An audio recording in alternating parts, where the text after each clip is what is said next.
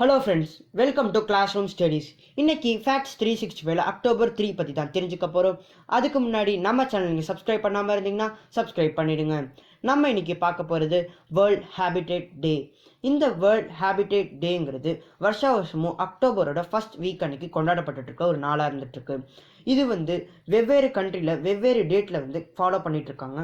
இந்தியாவில் பொதுவாக இது அக்டோபர் 3 அன்னைக்கு கொண்டாடப்பட்டு இருக்கு. ஹேபிடேட்டுங்கிறது நம்ம வாழ்கிறதுக்கு தகுதியான இடத்த தான் ஹேபிடேட்டுன்னு சொல்லுவாங்க. அதை முன்வைக்கிற விதமாக தான் இந்த நாள் கொண்டாடப்பட்டிருக்குன்னே சொல்லலாம். வேர்ல்ட் ஹேபிடேட் டேங்கிறது முதல்ல 1986 கென்யாவில் கொண்டாடப்பட்டு இருந்துச்சு.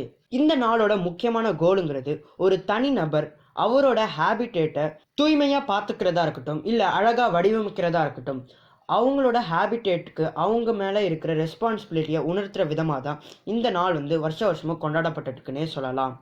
அடுத்ததாக நம்ம தெரிஞ்சுக்க போகிறது ரங்கராஜ் சுப்பையா அப்படிங்கிறவரோட பிறந்த நாள் பற்றி தான் தெரிஞ்சுக்க போகிறோம். இவர் வேற யாருமே இல்லை, சத்யராஜ்னு அழைக்கப்படுற இவர் தான். இவர் 3 அக்டோபர் 1954 பிறந்திருக்கிறதா சொல்கிறாங்க. இவர் ஒரு இந்தியன் ஆக்டர், ப்ரொடியூசர், டைரக்டர் மற்றும் ஃபேமஸான பர்சனாலிட்டியும் கூட.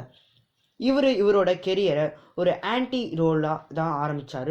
அதுக்கப்புறம் இவர் கிட்டத்தட்ட 200 படங்களுக்கு மேலே நடிச்சிருக்கிறதா சொல்கிறாங்க.